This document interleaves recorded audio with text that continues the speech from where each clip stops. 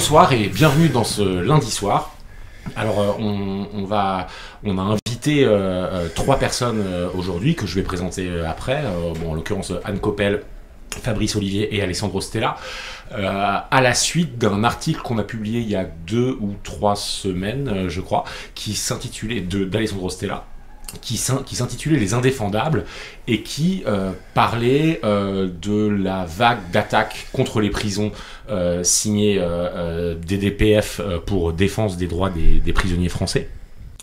C'est un article qu'on a été vraiment ravis de recevoir parce que quand on a suivi, comme tout le monde dans les médias, cette vague d'action, les communiqués des gens qui les incitaient ou qui les menaient, on trouvait ça absolument scandaleux que personne ne dise rien de tout ça. Et donc quand on a reçu l'article d'Alessandro, on s'est dit il dit exactement ce qu'il faut dire. Et donc en gros, cet article, qu'est-ce qu'il dit ? Il part déjà d'un constat qui est assez effroyable, c'est que tout le discours, toute la narration sur les narcotrafiquants criminels qui s'en prennent aux vilains matons, blablabla, était absolument unanime. C'est-à-dire que, à l'exception de quelques rares petits textes sur des blogs plutôt anarchisants, ça allait de soi pour tout le monde, a priori, qu'il fallait dénoncer ces actes-là et que c'était absolument terrible. Et qu'il fallait être en pleine solidarité avec le monde carcéral.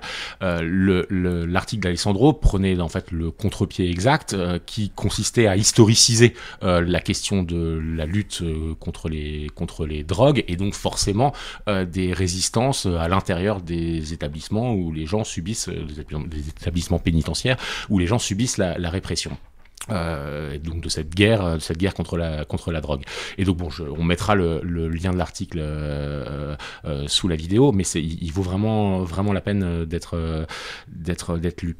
Ces attaques, elles s'inscrivent elles s'inscrivaient en tout cas, 31 personnes ont été interpellées et mises en examen. Elles s'inscrivaient dans une actualité bien particulière, qui est la loi narcotrafic qui a été votée là aussi à la quasi unanimité. Donc quand on lit les articles de journaux, tout le monde se félicite que quand même pour une fois toute la classe politique, alors même que le Parlement est scindé dans tous les sens, tout le monde était quand même bien d'accord sur le fait que il fallait restreindre les droits à se défendre en dissimulant les éléments d'enquête aux avocats et aux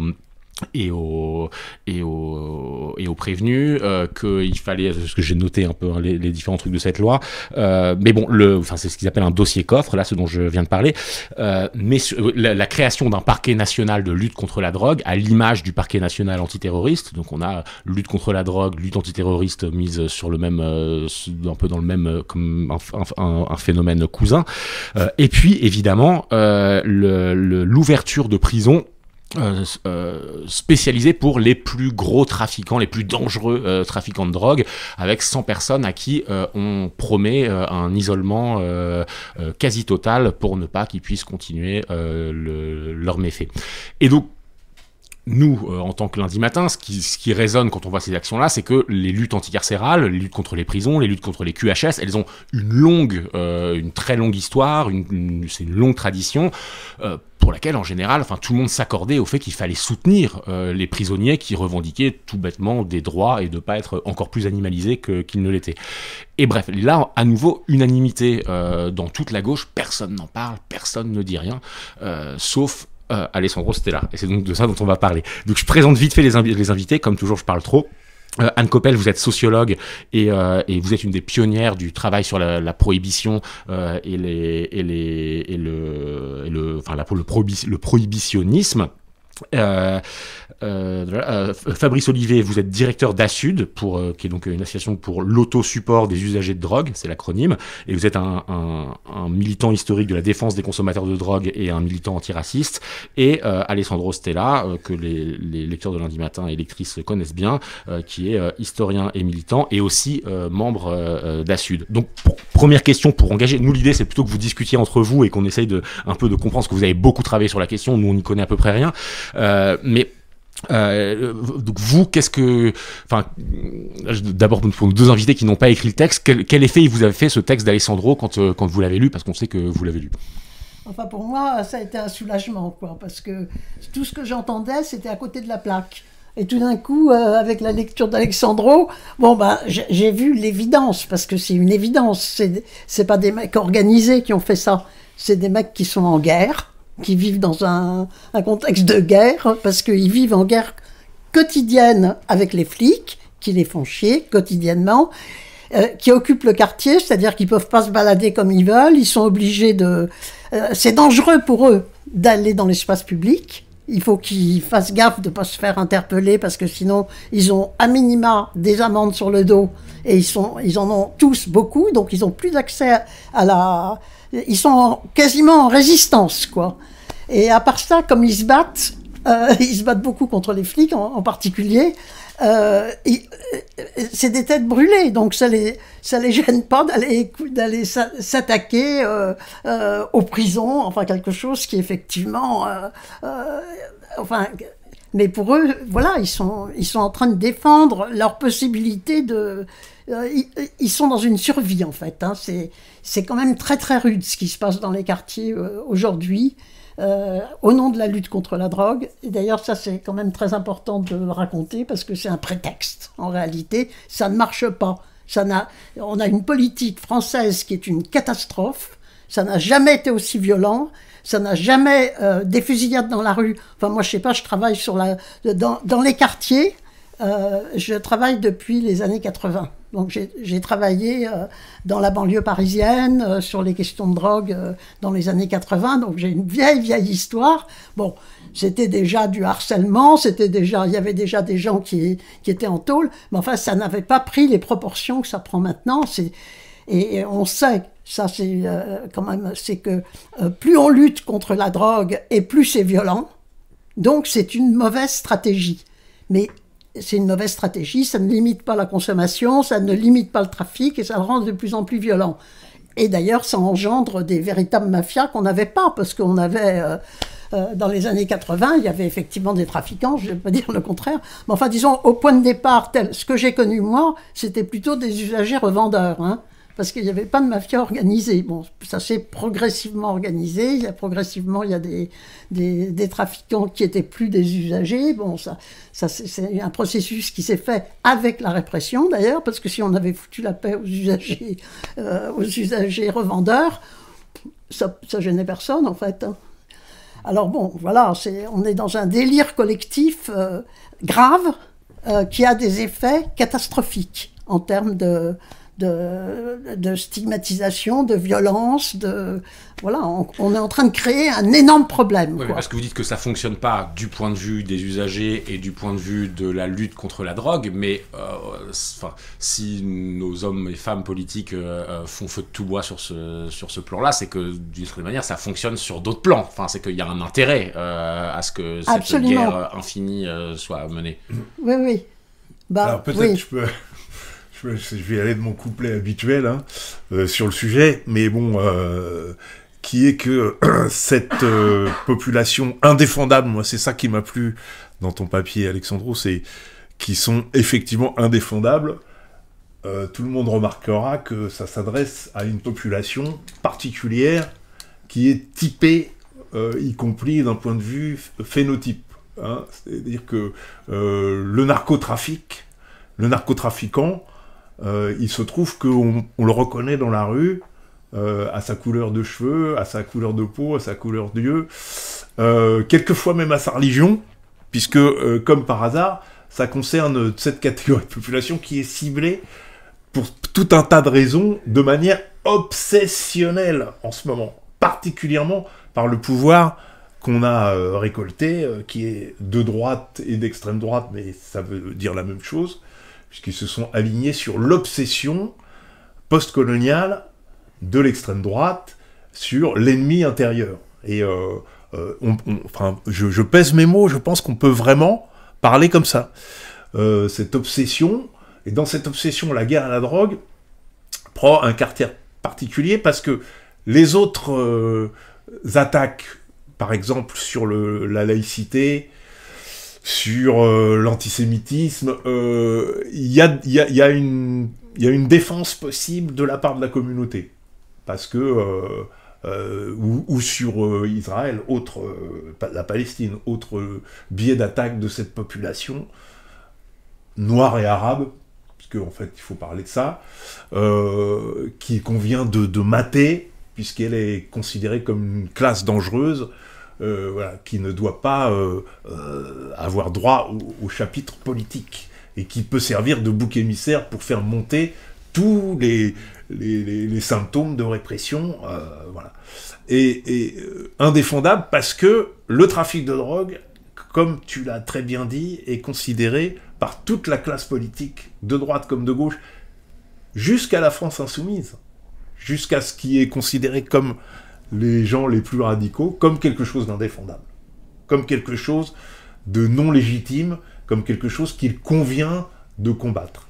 Donc, bon, pour pas être trop long, parce qu'on va y revenir dans la discussion, Alexandro a eu le mérite aussi de resituer ça par rapport à l'exemple américain qui est très intéressant pour nous, puisque aux États-Unis, il y a, tu citais Michelle Alexander, donc qui est vraiment l'auteur, qui est une juriste qui a fait tout un travail reconnu sur démonter les mécanismes de la guerre à la drogue aux États-Unis comme étant une guerre livrée aux Africains américains, qui a été commencée par Nixon au moment des droits civiques, au moment où les républicains se sentaient menacés par l'émergence des droits civiques, et qui ont ciblé les Africains américains comme étant les narcotrafiquants de l'époque, et puis parallèlement les jeunes contestataires de la guerre du Vietnam comme étant les consommateurs de marijuana. Et quand tu parlais, Anne, je repensais à juste un exergue du New Jim Crow, donc le grand livre de Michelle Alexander, hein, qui est traduit en français sous la couleur de la justice. Elle dit les Noirs ont été... il n'est plus possible aujourd'hui, en gros, de dire que les Noirs sont inférieurs ou doivent être infériorisés à cause de la couleur de leur peau. Par contre, il est possible d'inférioriser les criminels. Et il est possible de nier les libertés, de nier la légitimité des criminels. Et en fait, avec la guerre à la drogue, on a basculé dans cette équation entre noirs et criminels. Et ben, c'est exactement ce qu'on est en train de faire en France depuis une trentaine d'années.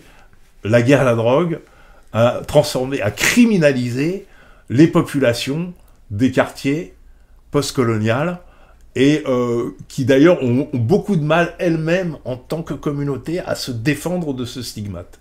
Et je pense que c'est ça le gros non-dit de notre affaire à l'heure actuelle, dès qu'on parle de guerre à la drogue, encore une fois, parce que c'est pas le sanitaire, là on parle plus du sanitaire, on parle plus de santé, on parle de répression, on parle de droits humains, et c'est très compliqué, y compris à gauche, de laisser entendre que la consommation de drogue peut être elle-même inclue dans les droits humains. Et que donc, du coup, à partir du moment où on arrive à poser ces valeurs-là, on change complètement la donne, parce qu'on se rend compte que la demande de drogue, c'est la demande de drogue en soi qu'il faudrait légitimer, et que l'offre de drogue qui est ciblée comme narcotrafic ne fait que rendre service à une société globalement blanche qui consomme tranquillement. Je précise qu'on aurait dû avoir avec nous Karl Hart, qui est professeur à Columbia et qui travaille sur ces questions-là depuis longtemps, mais qui finalement a dû prendre son avion plus tôt que prévu, et qui donc n'est pas avec nous, mais qui, par rapport à et donc ça aurait été vraiment chouette d'avoir son avis sur ce qu'il voit de la France, et aussi ce qu'il nous raconte un peu des États-Unis sur l'évolution de cette guerre. Moi, je me souviens que quand il y a eu la dépénalisation partielle de la marijuana aux États-Unis, dans certains États, il y avait des situations absolument incroyables. En fait, je me souviens qu'il y avait des reportages où les maires disaient, en fait, vous vous rendez compte qu'à partir de nous, nos enfants sont en prison pour 20 ans pour avoir vendu de la marijuana, du cannabis, etc. Et en fait, après-demain, tous les blancs vont avoir le droit de vendre de la drogue, et eux vont devenir riches, et pendant que nous, nos gamins, vont finir de faire leur X années de prison qui restent, quoi. Mais alors, ça, enfin, je pense on va revenir dessus évidemment. Ça, c'est le point de vue du point de vue de la consommation de drogue. Mais moi, j'ai un peu une question parce que Anne, j'ai l'impression que vous abordiez ça aussi. C'est que dans l'article d'Alessandro, il y a cette idée qui consiste à dire oui, il y a les gros narcotrafiquants, mais ensuite les gens qui vivent de la revente de drogue sont en gros, de fait, le lumpen prolétariat qui, si on ramène au nombre d'heures travaillées par rapport à ce qu'ils gagnent, est quand même relativement insignifiant. Enfin, c'est une espèce de jalousie de en fait, ils gagnent de l'argent à rien faire. Pour le coup, c'est vraiment pas le cas. Mais néanmoins, est-ce qu'il n'y a pas eu un changement ces dernières années moi, sans connaître ça très bien, mais en tout cas pour avoir grandi en banlieue et donc avoir bien vécu de très près ce qu'était le deal de drogue au quotidien pour survivre, c'était quelque chose qui était très local. Pour le coup, c'était vraiment un moyen de survie qui en général durait pas hyper longtemps parce que les gens faisaient ça à 14, 15, 16 ans. En général, à 19 ans, 20 ans, ils avaient déjà eu X peines de prison. Et puis donc il y avait les plus malins qui arrivaient à réinvestir ailleurs et à se débrouiller, machin. En tout cas, les gens ne faisaient pas des grandes carrières de dealers. Et c'était quelque chose qui avait à voir avec c'était quasiment une espèce de coutume, quoi, que de se débrouiller comme ça. Mais là, quand même, quand on voit toutes les histoires de ces dernières années, il y a effectivement, c'est parce que Anne, c'est ce que vous disiez, il y a une élévation du niveau de la violence, beaucoup de fusillades, etc. Et quand on lit les récits d'enquête actuels, on a l'impression que le trafic de drogue, c'était vraiment plus structuré en classe, c'est-à-dire avec vraiment des gens très hauts qui gagnent beaucoup d'argent, et vraiment des gens très bas qui en gagnent encore moins, et qui sont soumis à un niveau de violence et de risque bien à la fois de la part de l'État, mais à la fois aussi lié au trafic. Donc, est-ce que vous avez l'impression que la structuration du marché alternatif de la drogue a changé ces dernières décennies ou pas trop Je sais pas, enfin, tu as une idée? Ma foi, je partage ce que tu as dit, c'est que ça c'est de plus en plus... le marché déjà est devenu mondialisé, parce que nous faisons partie de la première génération des drogués autres que d'alcool en Europe, d'accord? Parce qu'il n'y avait ni cannabis, ni héroïne, ni cocaïne. Et depuis, évidemment, il y a 50 ans, il y avait des objets qui se mettaient à les vendre parce que ça coûtait. Et de plus en plus, le marché mondialisé a produit vraiment du capitalisme, parce que donc les patrons, ceux qui importent et exportent, qui ont des millions pour investir en cocaïne en Colombie, et effectivement deviennent riches. D'accord? Et ils sont déjà, évidemment, pour pouvoir investir des millions. Ensuite, tu as une couche intermédiaire des contremaîtres, quoi, qui vivent bien. Et après, tu as une masse de travailleurs qui font du travail illégal. À Naples, ça fait, je sais pas, depuis toujours, et encore aujourd'hui, la masse du travail est illégale, d'accord? Tabac, tout ce que tu veux. Et c'est ça qu'il s'agit. Et donc, les gens qui... moi, je vais au four, acheter pécho en banlieue, d'accord? Et c'est une bande de jeunes qui restera déjà du matin à minuit, d'accord, pour se faire 50-100 €. Et ils disent que tous les jours, la prison, et tous les jours, ils sont humiliés par les filles qui passent, d'accord? Et donc, c'est insupportable, parce que c'est comme des travailleurs d'un marché capitaliste, qui est pareil que tous les autres. C'est hiérarchisé, tout ça, et la masse, c'est la masse qui va en prison. C'est la masse qui va en prison, ces travailleurs pauvres du marché illégal. Si on légalise les dites drogues, c'est retour. Ouais. Parce que l'aberration dans tout ça, c'est encore aujourd'hui l'organisme de l'ONU qui s'occupe des drogues, c'est ONU-DC. D pour drogue et C pour criminalité. Donc si vous associez ça, eh bien, après c'est la criminalisation, tout de suite. Et c'est ça qu'il s'agit. La guerre à la drogue, l'ultra-drogue, c'est un gros prétexte des guerres contre des classes sociales et des classes raciales. D'accord, et tout ça, ça se mélange dans une logique. Et ce qui m'a révolté, c'est pour ça que j'ai écrit cet article, c'est l'incompréhension totale. Parce qu'après cet article, j'ai envoyé l'OIP, Ligue des droits de l'homme, à des avocats, comité d'Ama, urgence, entreprise assassine, aucun suivi. On se fait tout petit, parce que les narcotrafiquants sont démonisés et donc sont indéfendables. Mais après, moi j'ai l'impression qu'il y a un truc un peu de génération entre nous, c'est-à-dire que moi je trouve que pour ma génération, l'équation drogue égale crime, je dis pas que c'est mon avis évidemment, mais drogue égale crime, ça va de soi parce qu'on n'a jamais connu autre chose, c'est-à-dire qu'il n'y a jamais eu de rapport à la drogue autre que la répression, etc. Mais j'ai l'impression que vous appartenez à une génération un tout petit peu antérieure où en fait, il y a eu une période historique où l'usage des drogues était pas en fait aussi immédiatement, enfin était pas égal criminel. Enfin, et en fait, c'était un peu ma question pour Anne, vu que vous, j'imagine qu'en tant que sociologue, vous connaissez ça bien. Moi, j'ai connu les drogues, personnellement, dans le mouvement contre-culturel. Voilà, c'est ça. C'était des drogues de la libération, en fait. Voilà, c'était une révolution culturelle, c'est-à-dire changer de façon d'être, de vivre, d'avoir des relations à soi-même. Enfin bon, c'était une révolution, quoi. Et donc, oui, j'ai un très bon souvenir de ces années-là. Ça s'est mal terminé. Voilà ce que je peux dire. Ça s'est terminé avec Nos Futurs, déjà dans un premier temps. Et puis, il y a eu la vague de l'héroïne, ça a été quand même... Le sida, oui, il faut que tu parles héroïne, de sida, voilà. Risques. Donc c'est devenu un truc beaucoup plus dramatique et beaucoup plus... après, je voudrais renforcer ce que vient de dire Alexandro, c'est-à-dire le trafic de drogue, c'est un produit, c'est pareil que tout le reste. Et c'est même tout à fait pareil parce que, le fonctionnement mafieux, ça c'est pas du tout limité aux drogues. Ça c'est quand même important parce que pourquoi lutter contre le trafic de drogue et pas lutter contre plein d'autres trafics? Et le trafic d'armes. Oui, le trafic de personnes, de tout ce qu'on veut, mais je veux dire aussi dans le BTP, dans le tourisme, c'est partout les mafias. C'est pour ça d'ailleurs qu'ils n'arriveront pas à lutter contre les drogues, parce que si on veut lutter contre les mafias, il y a quand même un outil qui marche, c'est de suivre le fric. Et suivre le fric, ça, ils ont absolument pas l'intention de faire ça, quoi. Ou alors il faut faire une exception pour le... Mais enfin, ils vont pas le faire, quoi, parce que les paradis fiscaux, c'est quand même trop utile, quoi. Et donc, voilà, c'est bidon, cette histoire-là.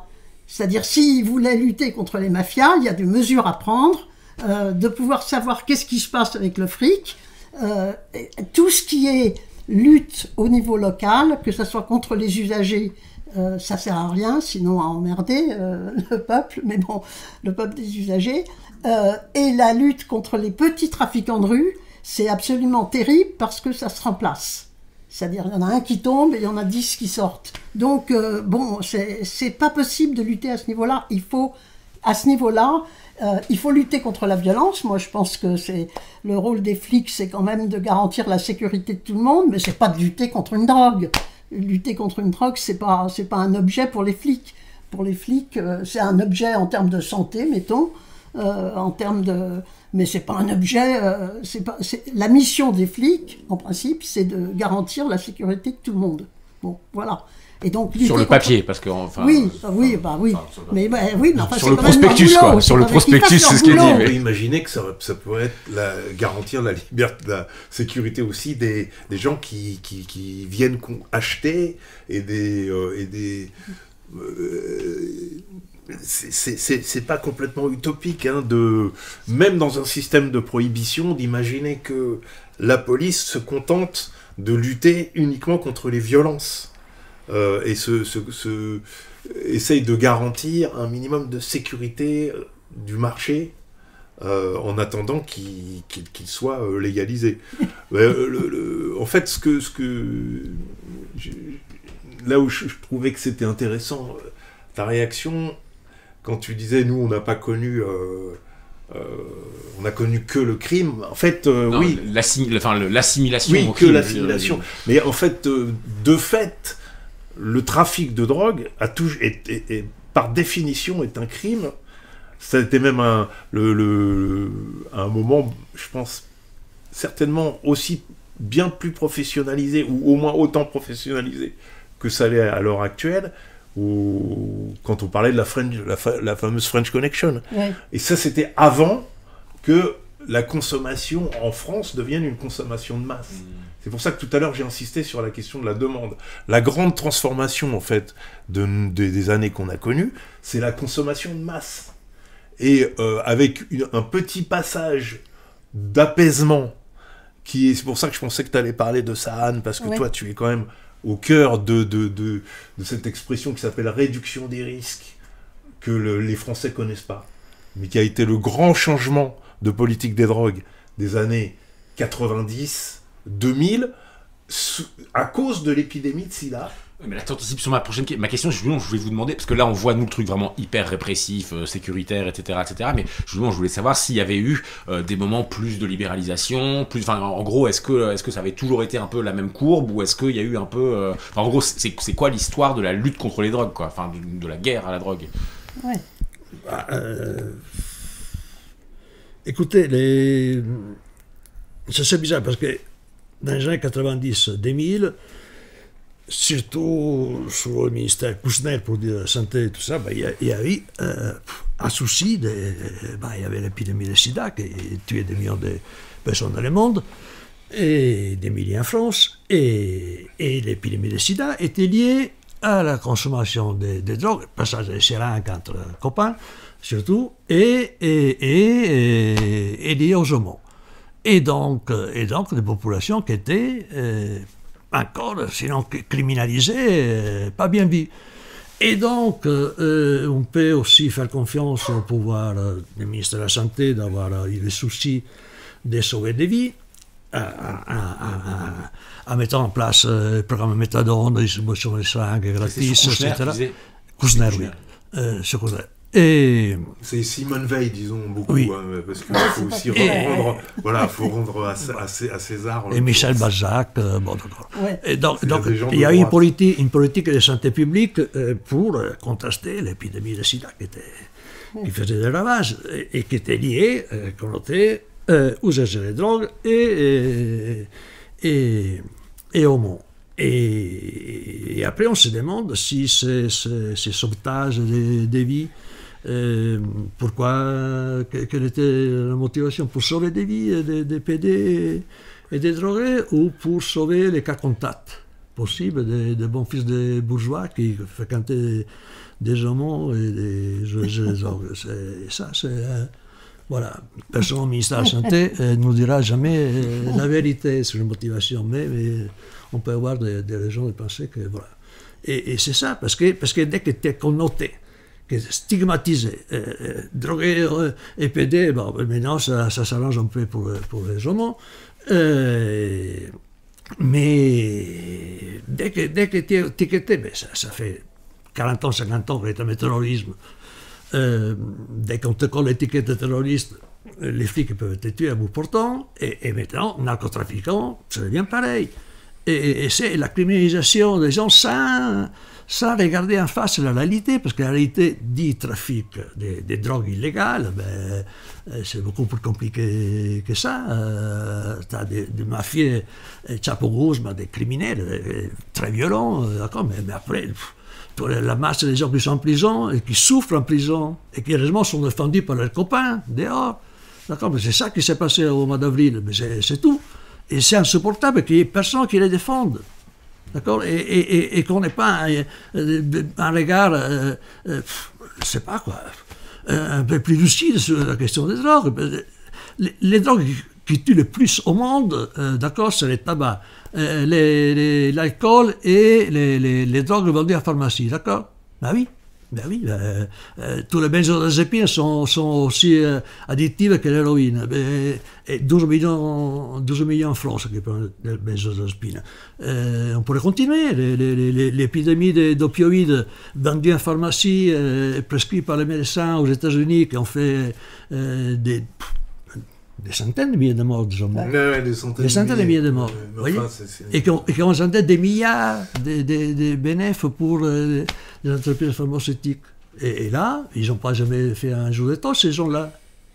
Et ils ont tué des gens. Ils ont tué des gens. Sciemment, ils le savaient. Ils savaient. Je lis juste la fin de ton texte qui résume un peu ce que tu dis, mais que j'avais recopié dans mes notes. Mais donc à la fin de ton texte, Alessandro, t'écris défendre les drogués entre guillemets, les dealers entre guillemets, surtout quand ils se révoltent et font face au pouvoir étatique, paraît encore aujourd'hui un combat inconcevable, tant la stigmatisation de et la criminalisation ont imposé une pensée dominante et non questionnable.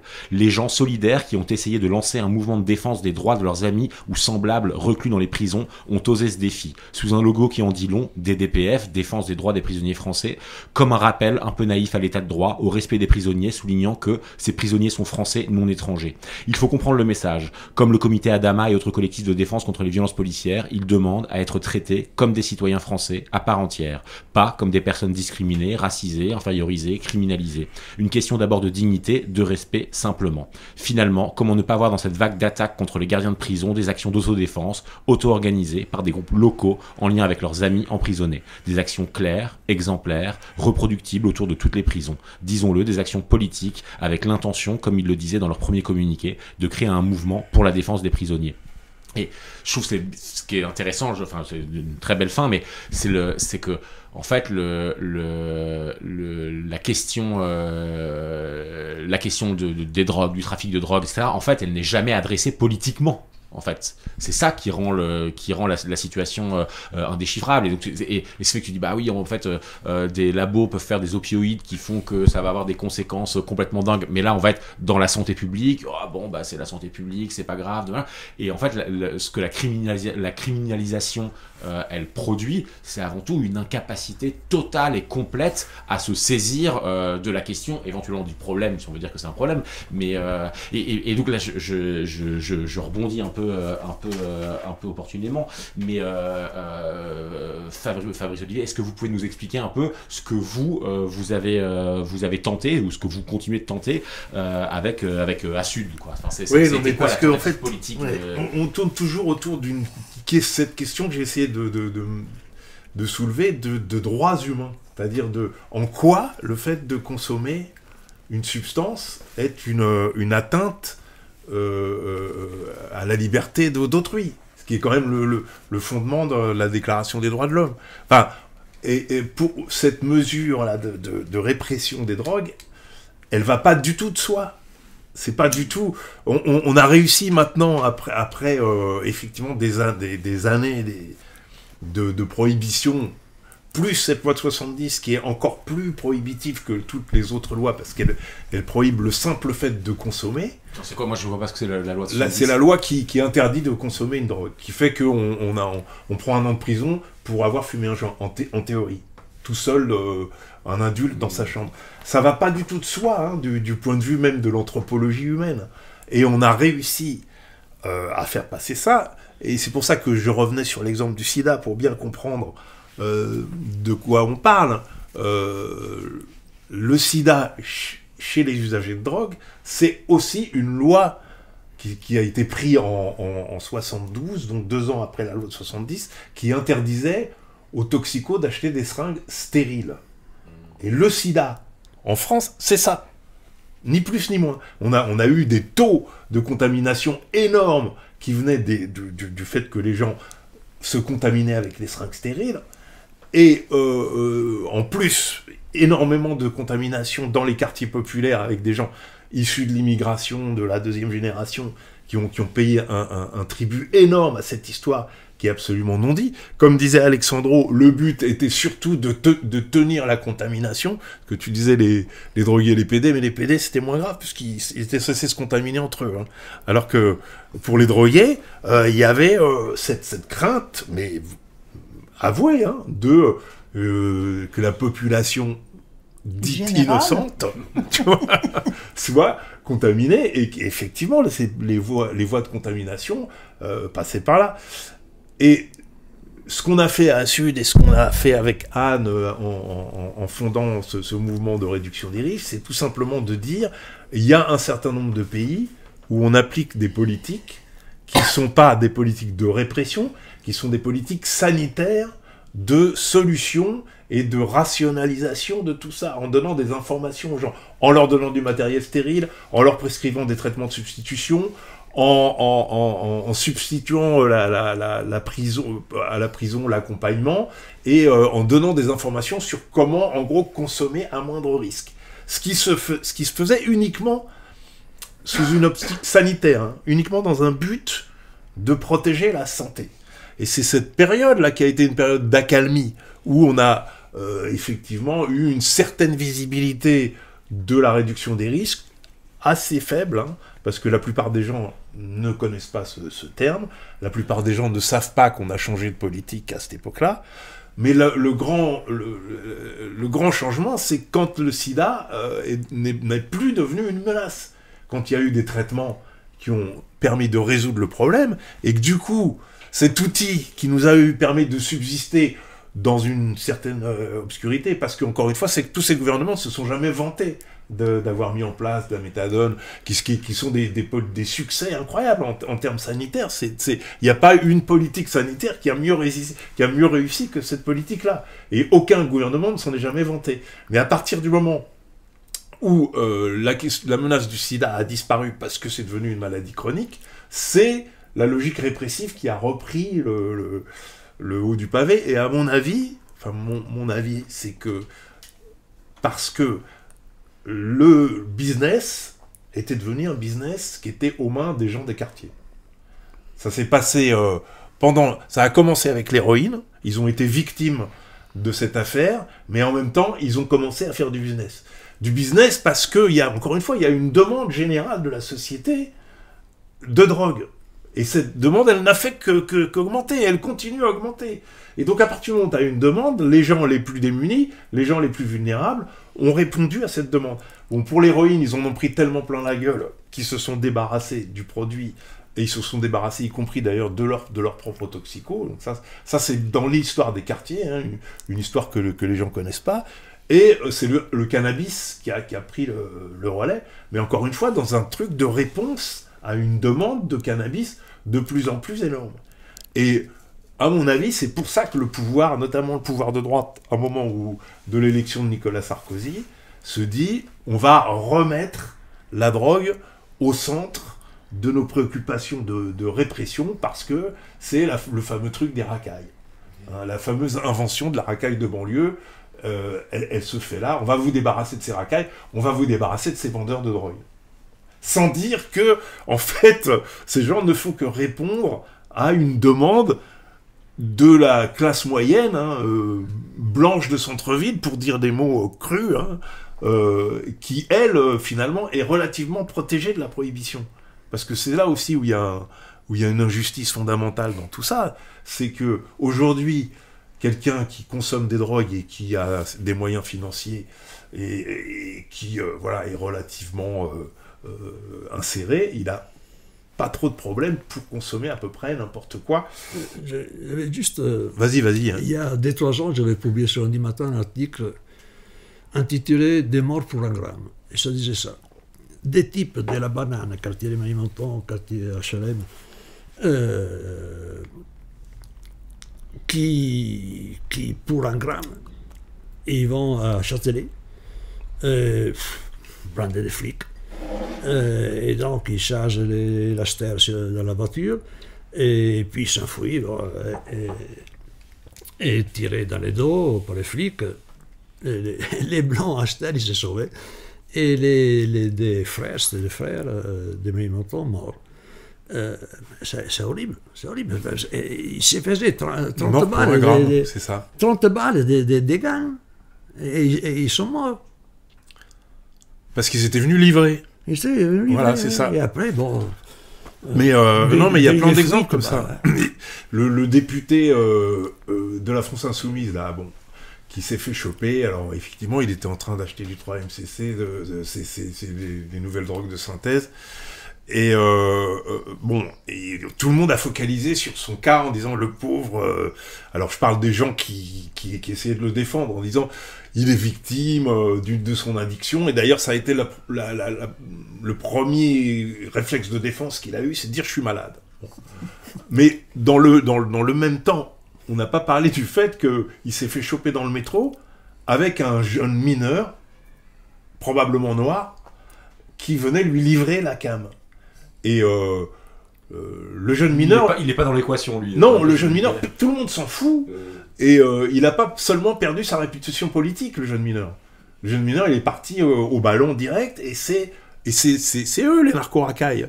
C'est eux le gibier de potence indéfendable, qui d'ailleurs ont souvent eux-mêmes intégré le stigmate, hein, et qui vont avoir beaucoup de mal à politiser, comme tu le disais, le débat. Donc en fait, moi c'est ça que je reproche beaucoup aux forces de gauche, c'est de pas avoir, parce que le gars était de la France insoumise, bon alors après il a peut-être des problèmes d'addiction, je veux pas juger son cas personnel, mais de tout de suite se réfugier derrière l'hypothèse sanitaire, c'est se mettre dans les patins de la prohibition, pour dire oui, on est tous d'accord, la drogue est un fléau, hein, donc à partir du moment où la drogue est un fléau, il faut combattre le fléau par tous les moyens.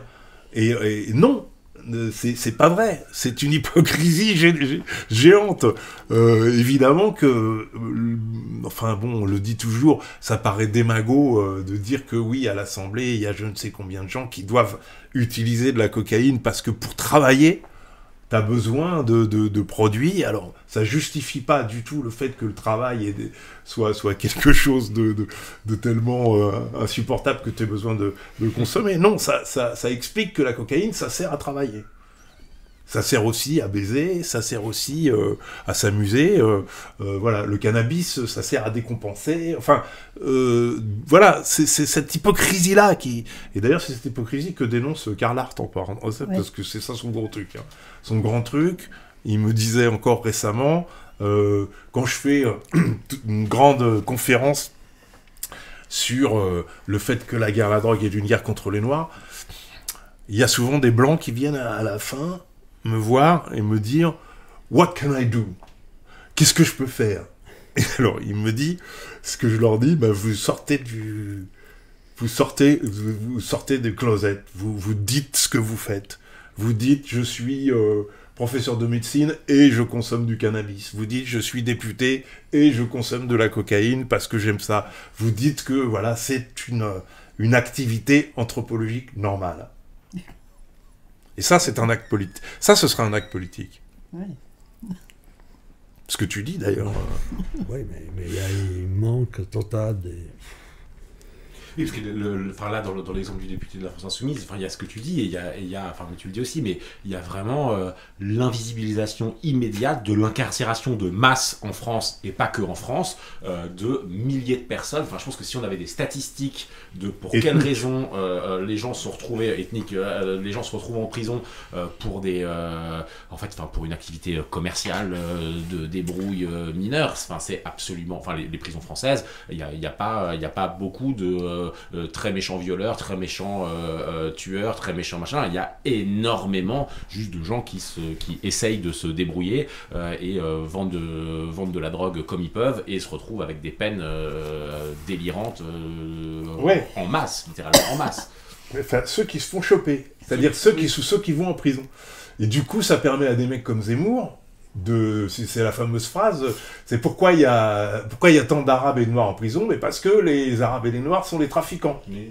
Bon, et ça c'est inscrit dans la tête, enfin la propagande a réussi à en faire une espèce de vérité, alors que on pourrait prendre le problème complètement à l'inverse, c'est-à-dire que les trafiquants blancs insérés, il y a d'ailleurs une sociologue très bien qui s'appelle Sarah Perrin, une jeune sociologue donc, qui a fait sa thèse là-dessus, sur un groupe de femmes blanches insérées qui trafiquent, enfin qui vendent de la drogue pour se faire un complément de revenus. Et elle explique à quel point ces femmes-là, ne correspondant tellement pas aux stéréotypes, ne sont absolument pas inquiétées par la répression. Alors elles ont d'autres soucis, mais pas celui de la répression et pas celui de la violence. Il y a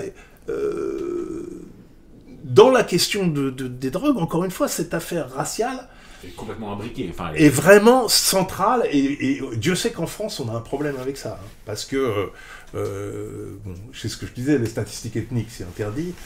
Finalement, c'est devenu le royaume de l'extrême droite, parce qu'il n'y a qu'eux qui osent désigner le truc. À gauche, on est tout de suite avec cette histoire républicaine, laïcité, universalisme, mon Dieu, voilà. Alors que le cœur de notre problème est là, hein, tout le temps. On passe, en ce moment, on est dans cette obsession. On a un problème on a un problème post-colonial, on a un problème de pas vouloir voir notre histoire esclavagiste, on a cette difficulté-là spécifiquement française, et dans cette difficulté-là, la question des drogues est centrale. Mais efficace. Enfin, moi, je reprends sur le début de la discussion, mais c'est toujours l'espèce de paradoxe un peu fou. C'est que d'un côté, Anne, vous dites ça ne fonctionne pas, et donc évidemment que ça ne fonctionne pas d'un point de vue sanitaire, d'un point de vue mais c'est Foucault dans Surveiller et punir. C'est que en fait la prison, bizarrement ça a jamais marché. Bizarrement il y a. Mais en fait à un certain point que ça fonctionne pas, c'est ça qui fonctionne pour le pouvoir. C'est-à-dire que de fait on a des quartiers entiers qui sont soumis à l'arbitraire policier grâce à ça. On a des dizaines de milliers de jeunes qui se retrouvent en prison pour des peines plus ou moins longues et qui apprennent ce que c'est que d'être humilié, que d'être machin, qui apprennent que, moi dans ma micro-expérience de tout ça, en général les gens qui dealent et qui se font un peu de sous et qui se débrouillent bien, c'est un peu les plus malins qui n'avaient pas, qui n'auraient pas pu réussir à faire de l'argent pour des raisons vraiment sociologiques autrement, mais qui se démerdent bien, qui sont débrouillards, qui sont machin, et on leur dit les petits débrouillards arabes des quartiers, non, votre place c'est en prison en fait, soit vous travaillez au chantier, soit c'est la prison, mais il n'y a pas de petits raccourcis pour réussir à lancer un petit commerce de drogue. Et donc, à la fin des fins, cette répression... Elle fonctionne bien en tant que répression, elle fonctionne très très bien, elle fait plaisir à tout le monde. Les blancs dans le 11e arrondissement où on est là, ont leur drogue quoi qu'il arrive, donc on n'arrête pas tout, non, les consommateurs qui ont de l'argent ont ce qu'il leur faut. Enfin, finalement, tout va très bien dans une société raciste, de classe, de tout ce que tu veux, machin. Donc c'est vraiment le paradoxe du truc, quoi. Et c'est pour ça qu'il le faut, c'est pour ça qu'il s'accroche à ce doudou de la délinquance. C'est-à-dire quand on dit ça ne marche pas par rapport aux objectifs officiels. Mais à part ça, c'est un outil de contrôle des gens qui vivent dans les quartiers cibles, dont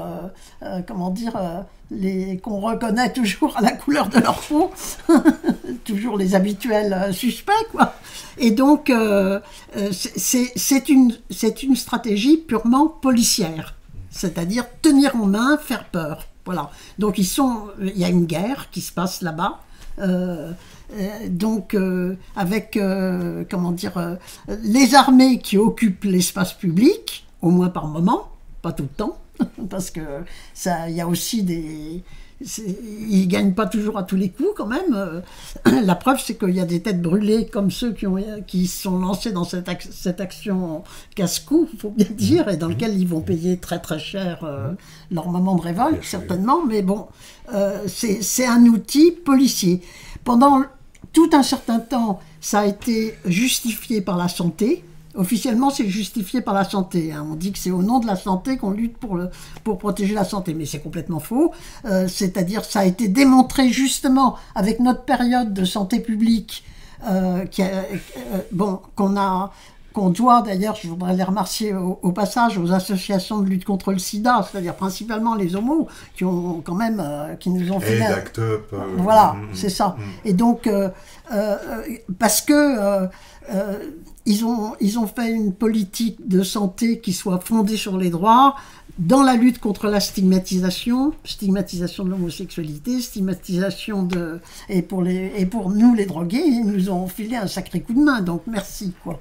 Ouais, mais ça a été une petite parenthèse. Enfin, ça n'a pas été une parenthèse parce que ça nous a appris énormément de choses. On sait qu'il y a des alternatives et il y a des pays d'ailleurs qui ont choisi cette voie sans forcément renoncer entièrement à la prohibition, parce que ça c'est un problème quand même assez complexe et international aussi. Mais en tous les cas, bon, on cite toujours le Portugal qui a réussi à avoir, comment dire, une politique qui protège mieux la santé, qui est moins violente et avec une tolérance du trafic à partir du moment où ça gênait pas les voisins. C'est ça. C'est-à-dire une gestion en fait du truc. Bon, donc ça peut se faire. Mais enfin, bon, on sait qu'il y a des alternatives qui ont de meilleurs résultats en termes de santé et en termes de sécurité. Bon, donc voilà.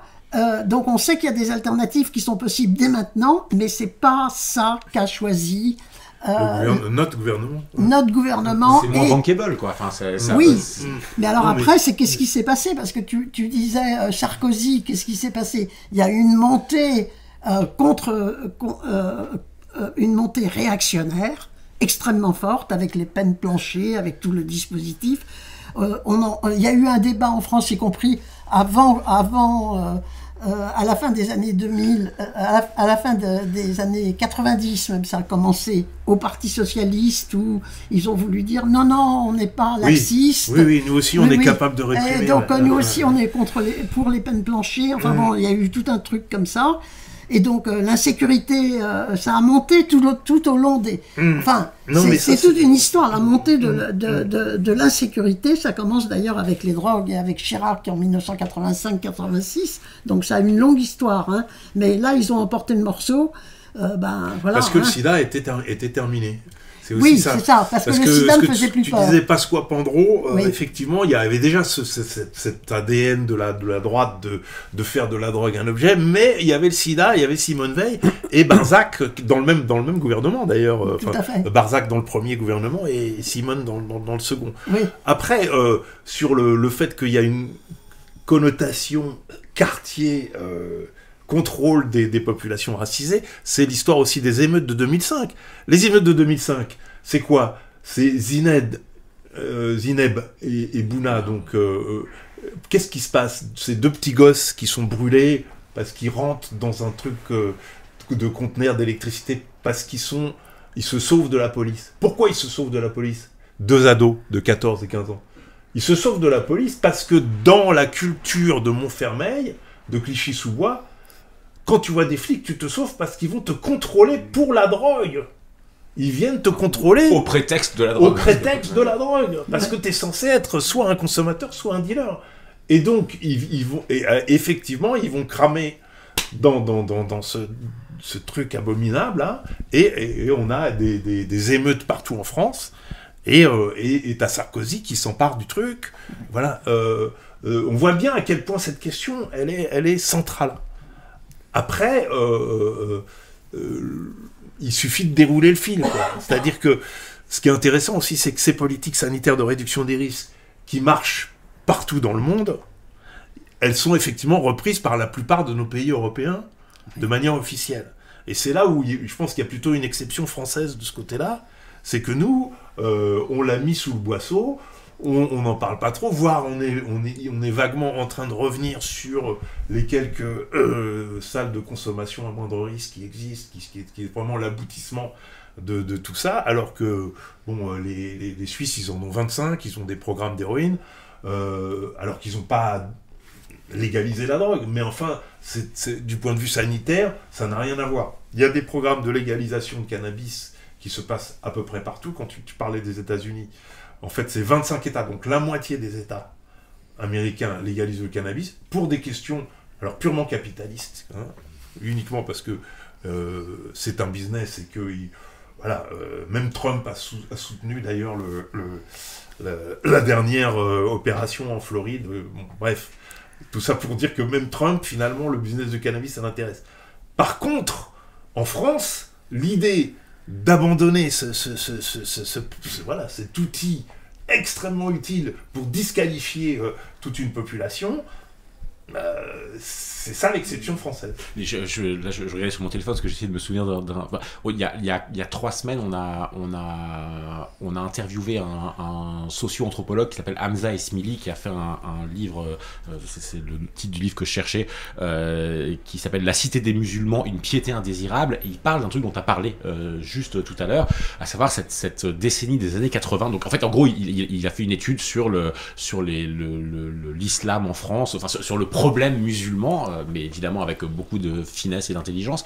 Et il dit, il y a une, pour expliquer le regain de piété, il dit, il y a une période que que tout le monde a oublié, que personne ne voit, c'est la période des années 80, qui en gros, coïncidence entre fermeture des usines, donc avant, t'avais les générations d'avant, d'abord première génération, les pères qui viennent tout seuls et qui travaillent à l'usine, finalement les familles qui viennent, et finalement les usines ferment, et donc il dit, là, dans tous les gens qu'il a interrogés, enfin il fait un travail de terrain, il dit, il y a toujours un oncle, un beau-frère qui a eu le sida, et voilà, dont on parle pas trop, enfin c'est un peu l'éléphant dans la pièce, il y en a dans toutes les familles, tout le monde, mais c'est absolument pas au centre de tout ça.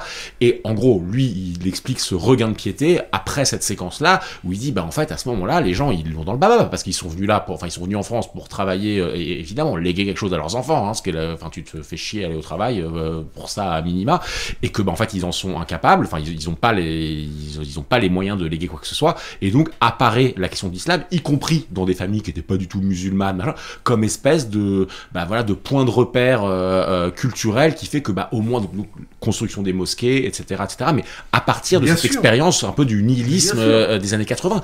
Mais je pensais à ça parce que, déjà parce que tu disais toi que c'était effectivement une période mal connue, mais c'est que d'un seul coup, si tu prends un peu l'islamophobie comme un des nœuds de la fascisation en cours, de la réaction, etc., c'est un petit peu fou de te dire que les musulmans, quand ils sont pieux, en fait, on les traque. Là, on est, il y a 3 jours, il y avait toute cette histoire de rapport. Alors, c'est l'entrisme des frères musulmans, ils sont cachés partout, ils essaient là. Donc ceux qui sont pieux, ça va pas, ils sont frères musulmans.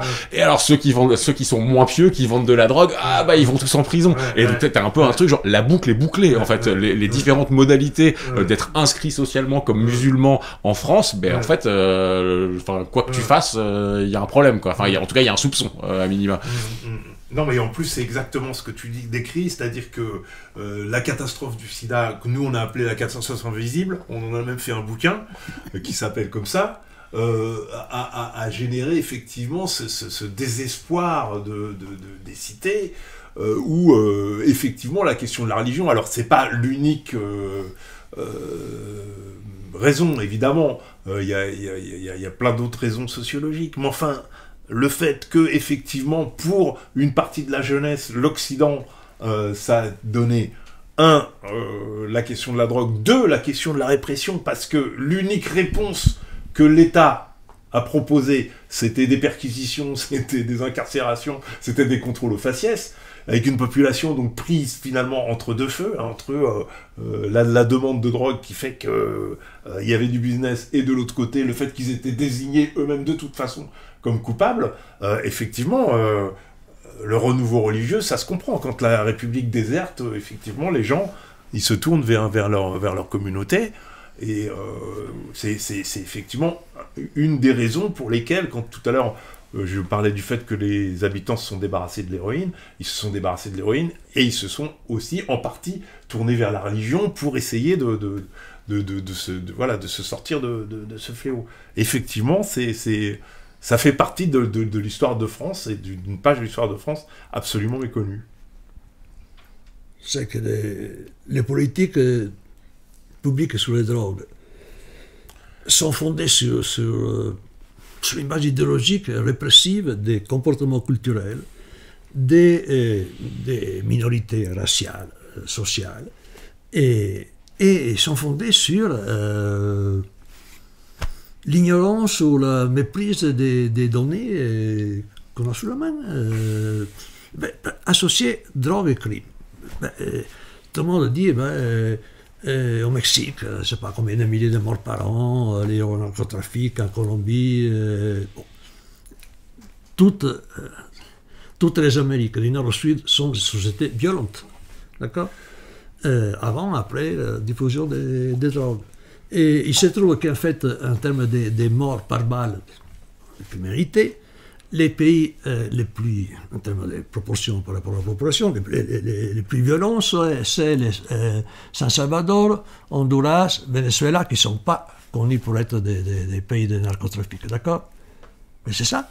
Parce que sur 100 millions d'habitants au Mexique, évidemment, il y a 10 000 morts par an liés à la guerre entre bandes, guerre avec les flics, les militaires, etc. Mais il faut regarder les choses en face.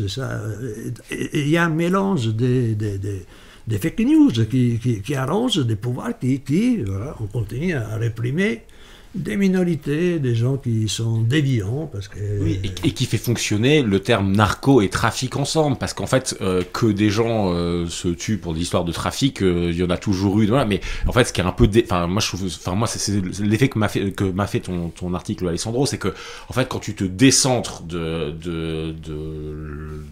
tout le discours dans lequel on est pris, nous, depuis toujours, etc., l'usage de produits psychotropes dans l'histoire de l'humanité, enfin, genre, si tu le prends anthropologiquement, oui, en fait, il y a des usages de produits psychotropes depuis toujours, et que ça, en fait, ça devienne l'espèce d'alpha, ça devienne un crime, mais ensuite, que ça devienne l'espèce de, pour la France en tout cas, et à mon avis beaucoup aux États-Unis, la pointe, la pierre angulaire de toute une espèce de politique, évidemment, raciste, machin, de mise au pas, de contrôle des populations, etc. En fait, le déplacement, quand tu y réfléchis, si tu le prends à l'échelle anthropologique, il est délirant, en fait.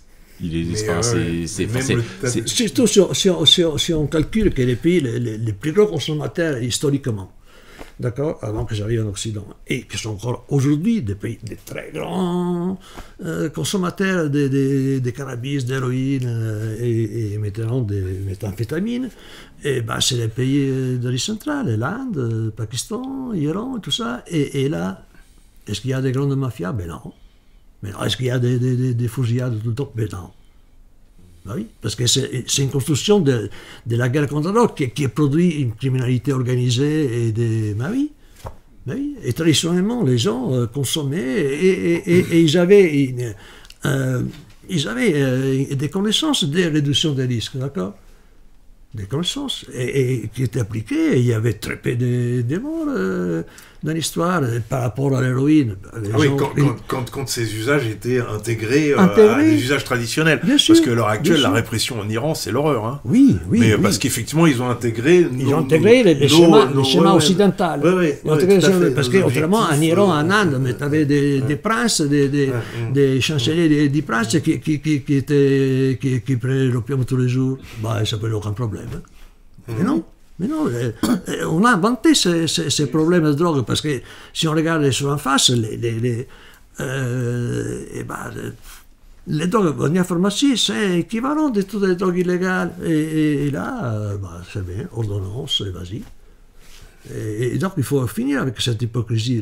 La législation, les politiques sur les drogues sont fondées sur des hypocrisies de l'ignorance. Nous avons participé, moi, des fois, oui, ne sais pas, à une commission de l'Assemblée nationale qui s'est tenue entre 2019 et 2022, pendant 3 ans. Commission conduite par Robin Reda, sarkozyste, voyez, et un autre macroniste, grand propriétaire terrien dans la Creuse.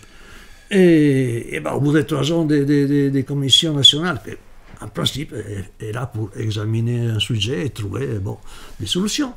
Et donc, la plupart des gens auditionnés par la commission, c'était évidemment des flics, des juges, et voilà. Et quelques gousses comme nous, anthropologues, historiens, médecins, Et bien, cette commission, qui était une commission dirigée par des répressifs, ils ont fini pour dire qu'il fallait légaliser le cannabis et encadrer différemment la politique sur les drogues dites dures. Macron, il a pris le rapport et a dit la drogue c'est la merde. C'est impossible. Même les sévices démocratiques ont fait une commission d'étudier. Et après, c'est l'idéologie dominante de Macron qui c'est non, la drogue fait mal à nos petits ados. Donc c'est impossible. Tout combat. Indéfendable. C'est donc quichotesque, c'est horrible. En plus des commissions, il y en a eu 10 qui ont recommandé ça a commencé par Orion, la commission Orion, 95, je crois. ou qui recommande effectivement, après avoir auditionné des centaines de personnes, qu'il faut au moins dépénaliser l'usage des drogues et en légaliser certaines. Et effectivement, à chaque fois, le pouvoir politique, il regarde ça et il met ça au panier. Mais je pense qu'aujourd'hui, on est dans une période beaucoup plus grave, parce que, encore une fois, c'était encore une époque où on se posait la question de la santé, et effectivement, où la France allait s'aligner plutôt sur la norme européenne, qui est de ce côté-là, hein, du côté de la décriminalisation, de la dépénalisation de l'usage pour des raisons sanitaires. Là, la santé, elle est plus dans l'équation. Là, c'est fini. C'est fini. Et même le terme narcotrafic, on voit bien, c'est un terme... Personne l'utilisait il y a 6 mois. Enfin, exactement. C'est le du marketing. Truc, ouais. C'est un marketing de Retailleau et de Darmanin là, pour cibler quelque chose qui est censé être fondamentalement, spécifiquement mauvais, effectivement, comme le terrorisme. Non, mais narcotrafic, c'est pire, parce que narcotrafic, les gens peuvent passer aussi à Pablo Escobar. Exactement. Voilà, Ouais, tandis que narcoracaille...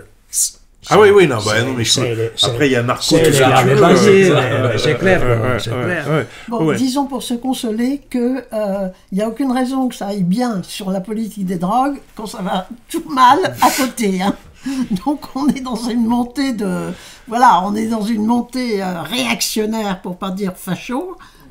Et ça tape sur les drogues pareil, alors qu'on avait des perspectives, à plusieurs reprises, y compris à l'ONU, on a pensé qu'il y avait des bascules, parce que l'ONU, enfin du moins les experts à l'ONU, par exemple en 2016, c'était Obama à l'époque, enfin c'est pas directement Obama, mais enfin les experts étaient d'accord que que les réponses purement répressives s'étaient cassé la gueule, qu'il fallait pas avoir des incarcérations de masse, parce que les Américains ils commençaient du côté de Obama à se dire que quand même 20-30 millions de mecs en prison, ça fait quand même beaucoup, quoi. C'est quand même voilà. Et donc ils étaient prêts à mettre un peu d'eau dans leur... qu'ils sont mis d'ailleurs. Ils en ont mis. Donc il y avait... Et à ces moments-là, il y avait la Colombie et le Mexique qui avaient demandé de revoir les conventions internationales. Donc on a eu un moment d'espoir, là, au niveau de l'ONU. Mais au niveau international, ça va mieux. Hein, je veux dire. Le président colombien, là, par exemple, l'année dernière, a officiellement fait un discours à l'ONU pour demander la légalisation de la cocaïne. Le président colombien. Mais exactement pour les raisons qu'on a décrites, hein, en expliquant mon pays est pris en otage par la demande nord-américaine. Mon pays était saccagé depuis 30 ans avec cette obsession de la guerre contre la drogue, alors que la cocaïne, dit-il, n'est pas en soi un produit plus dangereux que l'alcool, ce qui est quand même briser un tabou exceptionnel. Enfin, t'imagines dans le contexte français, un politicien, un homme politique dire la même chose. Donc au niveau général, je dirais que sur la question, ça évolue plutôt favorablement, tout en sachant que c'est plutôt pour des questions de business. Oui. C'est-à-dire que la répression continue à s'abattre sur les pauvres, les gens qui meurent de la question des opioïdes, c'est principalement des gens qui vivent dans la rue. Les gens qui continuent à aller en prison pour des questions de vente de cannabis dans des États où le cannabis est légalisé sont principalement des Noirs et des Latinos qui vendent en dehors du marché parce que les prix du marché sont trop chers et que c'est surtout une économie de blancs. Donc encore une fois, il faut avoir en tête que le simple libéralisme, la simple... ce qui était effectivement la doctrine libertarienne, hein, ouais. Était que le marché allait pouvoir résoudre le problème. Non, le marché résout le problème pour les riches. Après, les drogues, ça reste des questions d'apprentissage, des questions d'information, des questions où il faut soutenir les gens qui sont plus vulnérables que les autres. On est un peu tous inégaux devant les drogues. Donc le simple libéralisme, comme d'ailleurs souvent, ne résout pas la question des drogues. Par contre, il résout la question de cette répression ciblée sur les communautés qui sont mises dans la position d'être des vendeurs. Hein.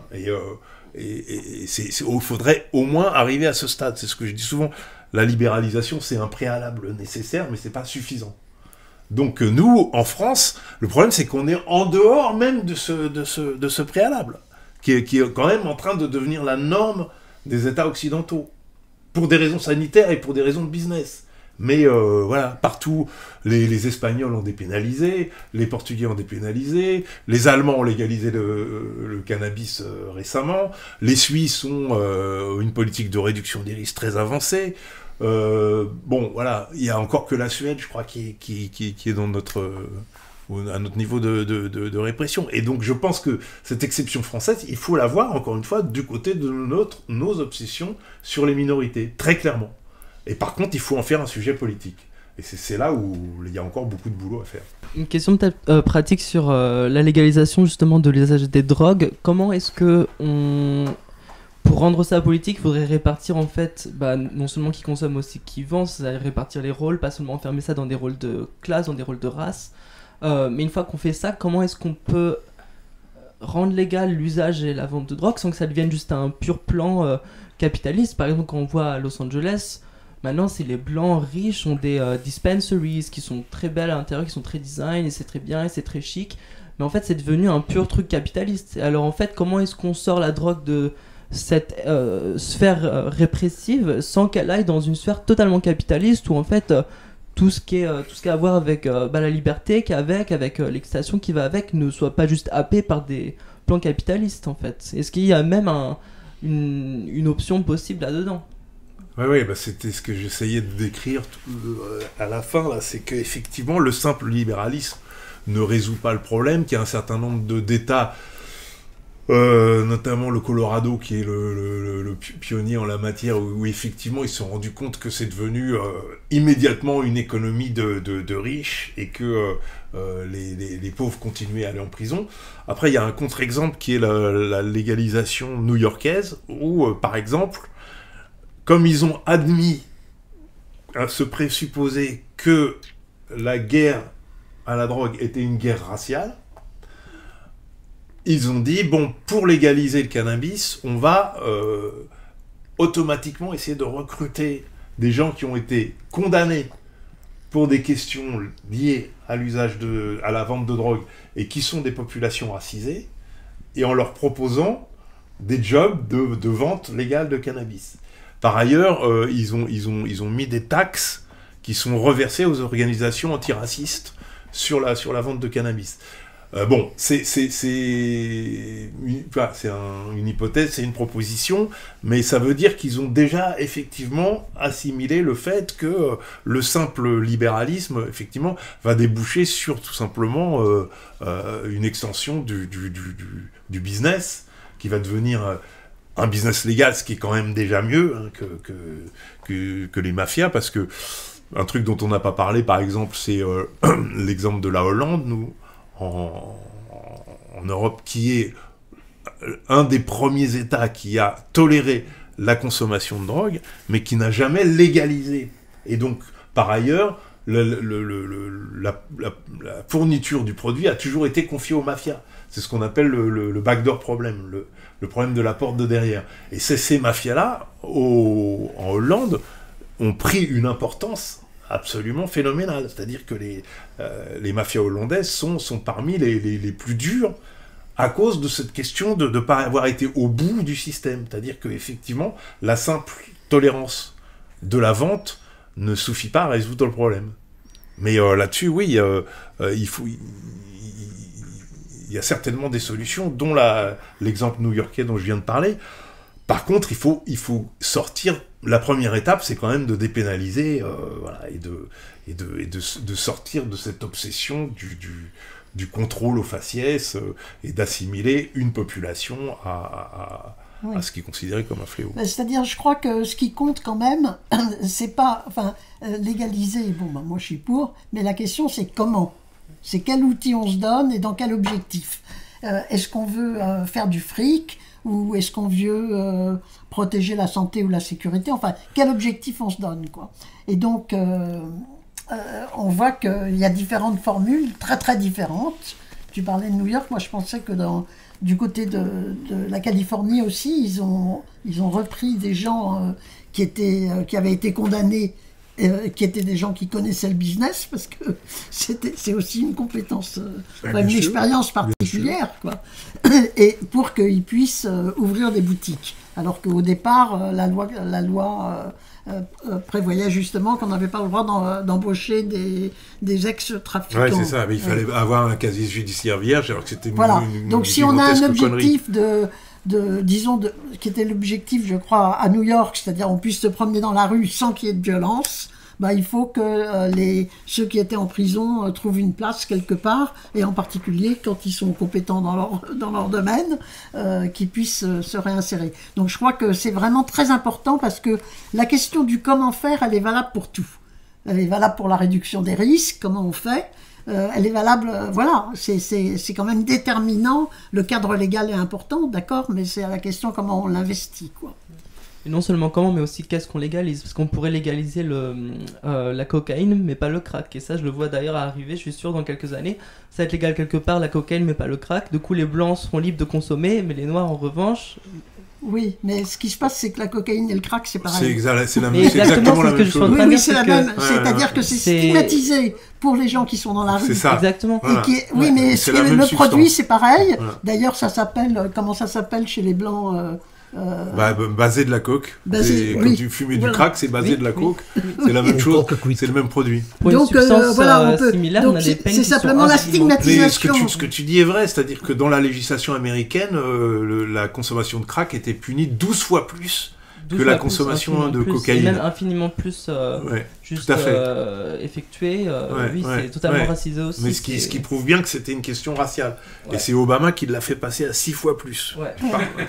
Tu parles d'un progrès. Donc, non, mais après, ce qui est compliqué dans notre discussion, c'est que c'est compliqué de sortir de ce préalable qui est quand même dans tous les esprits, que la drogue est un problème. Alors qu'il faudrait arriver à dire que c'est une solution pour la plupart des gens. Mais oui. Oui. Et vraiment, tu vois, et même quand je te le dis, là, tu vois, tu peux pas t'empêcher d'avoir un sourire. parce évidemment, mais parce que c'est très très choquant. C'est l'aboutissement de 100 ans de propagande, parce que la prohibition, c'est 1916. Hein. Donc, après, nous, on est arrivé dans un truc paroxystique en ce moment, parce que finalement l'alcool, les gens boivent de moins en moins d'alcool en France, voilà, et ils prennent de plus en plus de drogue, et que, encore une fois, on a ce problème postcolonial particulier, qui est que on va focaliser là-dessus de manière insensée. Mais pourquoi c'est compliqué après de se projeter dans l'avenir, c'est qu'il faut déjà se débarrasser de ces préjugés qui sont probablement comparable à ce qu'il y avait sur l'homosexualité, je pense, au 19e siècle. Ou sur le fait que les femmes étaient... les années 50, hein, il faut... Ça... Ah oui, non, mais... Tu peux remonter beaucoup moins en arrière. Hein. Non, mais je pensais, si tu veux, à l'époque où il fallait les brûler, tu vois, ou les enfermer, ou les... bon, mais voilà, donc... Voilà, et je pense qu'en fait une partie des pays d'Occident sont en train de s'avancer sur ce chemin. Mais voilà, ce qui me fascine, c'est la résistance, c'est la force de résistance française par rapport à ça. Et c'est là où je pense qu'il y a quelque chose à tirer de excessivement politique.